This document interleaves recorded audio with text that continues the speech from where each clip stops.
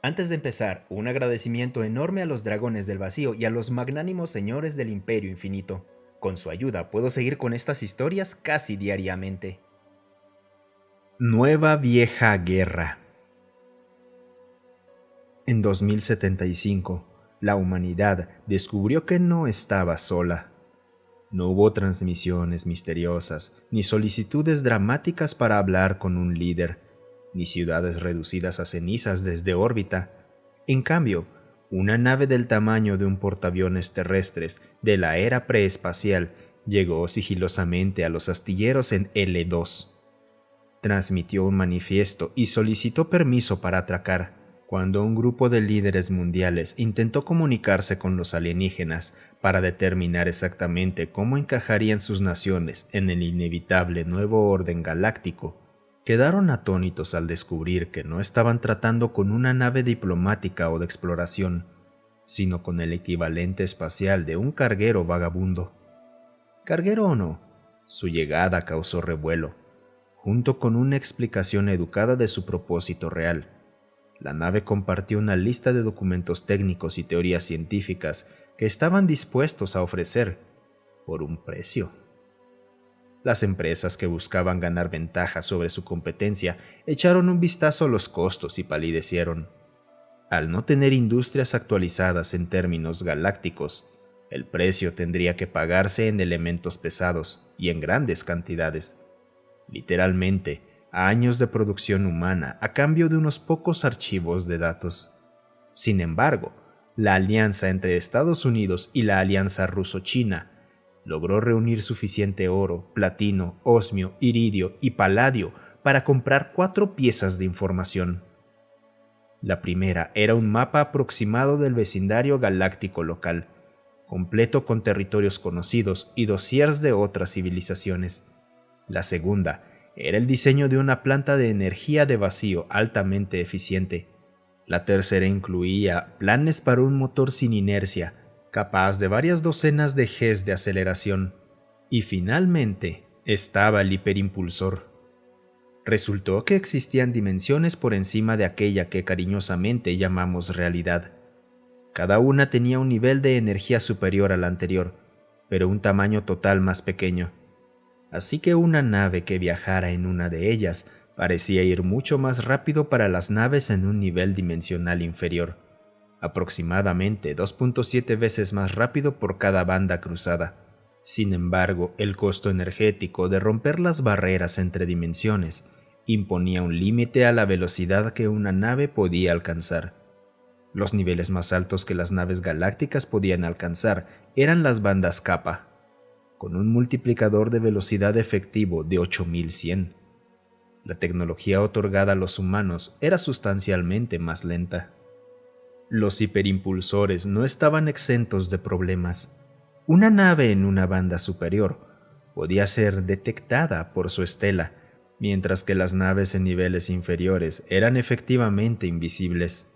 La lectura de estos datos en pozos gravitatorios se volvía más difícil a medida que el campo gravitacional aumentaba.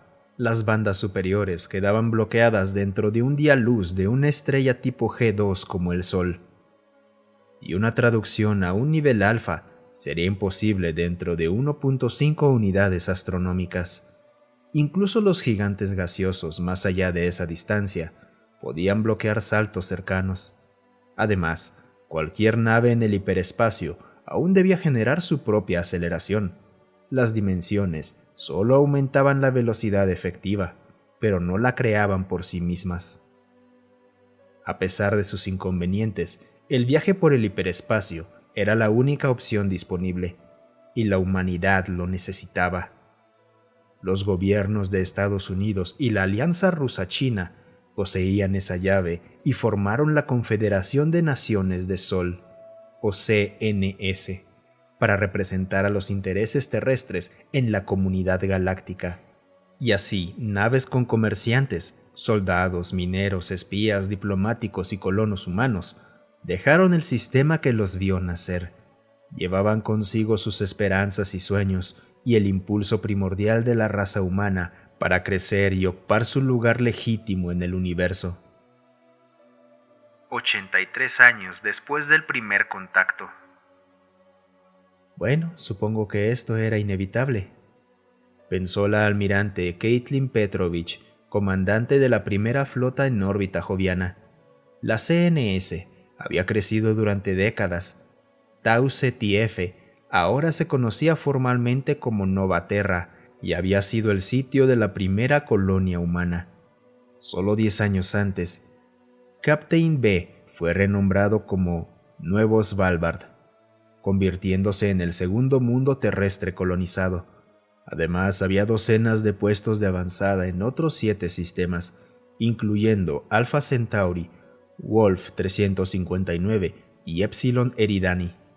Si bien no era una potencia galáctica, la humanidad era una especie en rápido crecimiento. Ya era reconocida por su extracción de minerales, manufactura ligera y mercenarios. La CNS había impulsado enormemente el desarrollo tecnológico en los años posteriores al primer intercambio de datos. Las cosas habían avanzado mucho desde los días de la CNSS Adventurer, que cruzaba las bandas gamma a apenas 6 veces la velocidad de la luz. Ahora, las naves construidas por humanos podían alcanzar la banda eta, con un multiplicador de velocidad efectiva de 1000. Combinado con sistemas de propulsión capaces de sostener una velocidad máxima de 0.6 c, las naves humanas podían mantener velocidades aproximadamente 1.8 años luz por día en el espacio normal. La almirante Petrovich reflexionó irónicamente. No es que esto sirva mucho aquí. Los Kupricks pueden alcanzar las bandas teta y tienen al menos un 15% de ventaja en aceleración. Su velocidad máxima también es mayor. El colectivo Kuprick, conocido así por la humanidad debido a que su verdadero nombre era impronunciable para la lengua y escrituras humanas, no era precisamente un jugador importante en la galaxia. Otras potencias tenían decenas o cientos de veces su peso en naves, ejércitos que eclipsaban sus fuerzas y tecnología con siglos de ventaja sobre los Kupricks. Desafortunadamente, esas potencias estaban demasiado ocupadas vigilándose entre sí para preocuparse por lo que hacían unos pocos recién llegados, siempre que no intentaran algo contra los más grandes. Así, el colectivo Kuprick comenzó a apropiarse de sistemas estelares independientes, cuando esto no provocó más que un puñado de enérgicas condenas. Pasaron a absorber pequeñas entidades interestelares, y la humanidad era definitivamente pequeña, aunque ciertamente eran la adquisición más grande por un margen sustancial. Al principio, los incidentes fueron menores. Naves aparecían en los límites de los sistemas y saltaban antes de que las fuerzas pudieran alcanzar el rango de sus armas.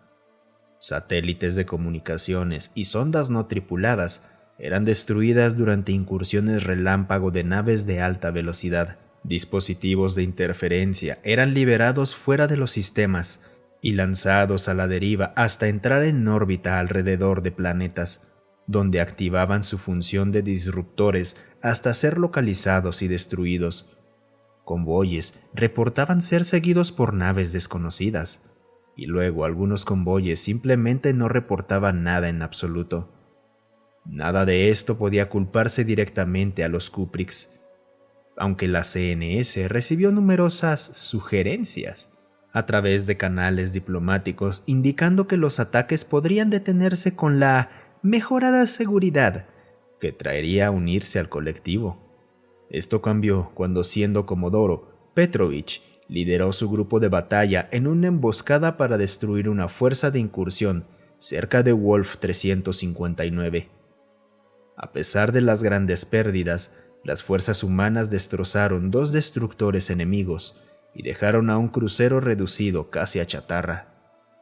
Los exámenes del crucero capturado mostraron sin lugar a dudas su origen Kuprick, con las órdenes originales de misión en su computadora central. El colectivo denunció los registros como falsos, por supuesto. En respuesta, presentaron documentos que afirmaban que las naves estaban en una misión diplomática desviada para responder a una supuesta señal de socorro humana. probablemente tripuladas únicamente por mujeres y niños, con un cargamento de neocachorros, bromeó un comentarista. También exigieron la devolución de su crucero y reparaciones equivalentes a un año completo del Producto Bruto del sistema de Terra, y la cabeza de Petrovich, literalmente en este último punto. Tras una cuidadosa consideración, el alto mando de la CNS devolvió el crucero, o lo que quedaba de él, un cascarón vacío despojado de toda tecnología y tan estructuralmente comprometido que solo servía como chatarra. En lo que quedaba del puente abandonado, se dejó una copia de la condecoración que acompañaba la premiación de la Estrella de la Armada, otorgada al ahora almirante Petrovich. Recibieron el mensaje. Ahora, apenas un mes estándar humano después, su flota había llegado a Sol. Los xenopsicólogos habían predicho que este sería su primer objetivo. Cuando se sentían ofendidos, los Kupriks tendían a ir directamente al corazón de su presa, y la devolución del crucero había sido un insulto deliberadamente calculado. La respuesta a ese insulto se encontraba reunida a unos 25 segundos años luz más allá de Júpiter, justo dentro de la línea invisible que impedía el ascenso al hiperespacio, y había estado avanzando durante los últimos 40 minutos. La humanidad siempre había basado su flota en la estación Calisto. Desde esa ubicación, estaban protegidos de ataque sorpresa por la sombra gravitatoria del gigante gaseoso, pero podían atrapar a cualquier fuerza que intentara dividir el sistema interior entre ellos y la serie de defensas orbitales que rodeaban Marte y Terra. En lugar de asumir las mayores pérdidas que un ataque directo a Terra conllevaría, la flota Kuprik eligió enfrentarse directamente a las naves humanas y después atacar los planetas a su antojo. Una mirada significativa de su capitán de bandera interrumpió las reflexiones del almirante. Miró la pantalla justo a tiempo para ver a una flota que superaba en número a la suya, en una proporción 3-2, y con una ventaja tecnológica sustancial. Se estaban acercando al punto Noviembre. No había nada particular especial en ese punto en sí mismo, excepto que marcaba una sección del espacio a 9 segundos luz del borde de la sombra hiperespacial y a 10 de sus fuerzas. Considerando que el alcance efectivo de las armas energéticas era aproximadamente de 1 segundo luz, era tan buen punto intermedio como cualquier otro en el inevitable avance Kuprik. ¿Hora de actuar, capitán? Es lo mejor que vamos a conseguir, respondió el capitán Stanford. Aunque sería mejor si estuviéramos más cerca. No duraríamos 10 minutos allá afuera, pero entiendo tu punto. Aún así, siempre nos queda la transmisión de sensores. Girándose hacia el oficial de comunicaciones, Petrovich ordenó: «Transmita el código Fulton, teniente». Ante sus palabras, se envió una transmisión superlumínica desde la nave insignia. Pocos segundos después, fue recibida y confirmada. Entonces comenzó la batalla. La flota Kuprik no tuvo advertencia alguna.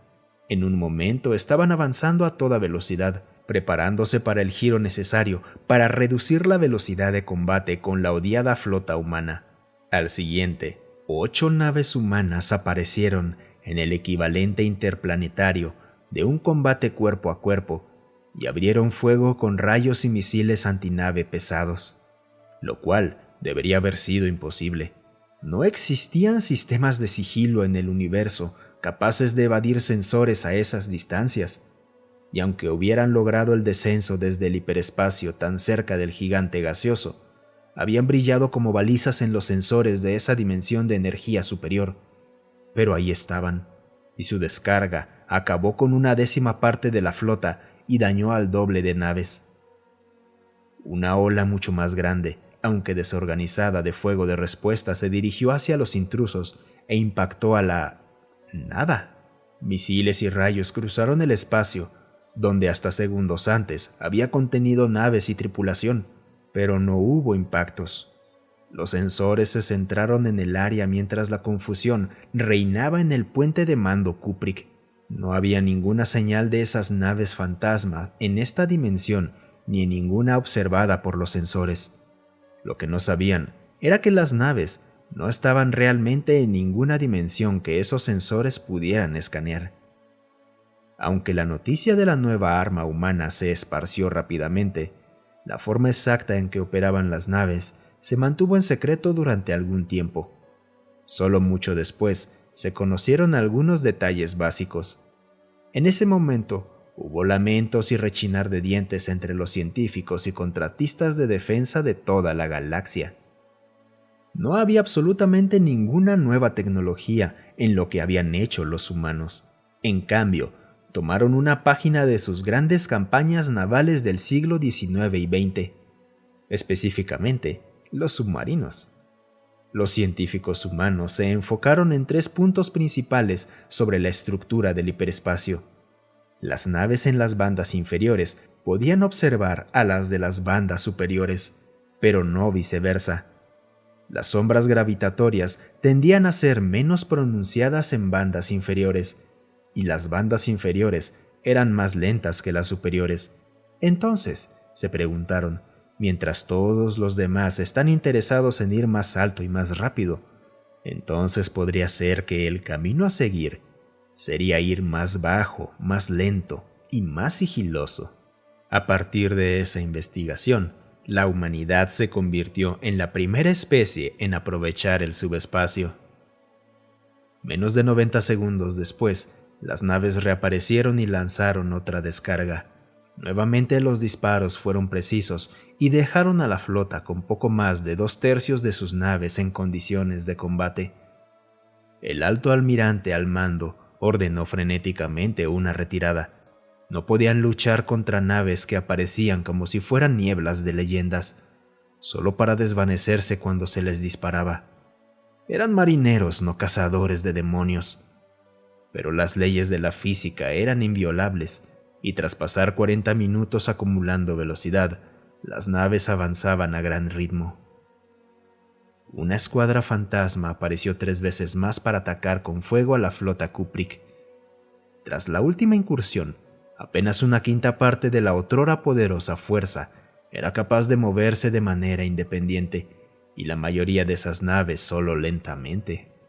Ante la perspectiva de asesinos indetectables entre sus filas y una flota humana más grande acercándose desde la retaguardia, estas naves se rindieron. Tras la captura o destrucción completa de una flota que representaba la mitad del poder de combate espacial efectivo del colectivo Kubrick, la oligarquía gobernante fue rápidamente derrocada. Esto no resultó en cambios reales en cómo se dirigía la nación. Los nuevos líderes eran simplemente los rivales políticos de los anteriores. Sin embargo, 8 sistemas aprovecharon la oportunidad para separarse del colectivo, mientras su capacidad de proyectar poder estaba gravemente reducida. Cada sistema firmó tratados de defensa mutua con la CNS, y al menos 2 se convirtieron en signatarios plenos de la Carta de la Confederación.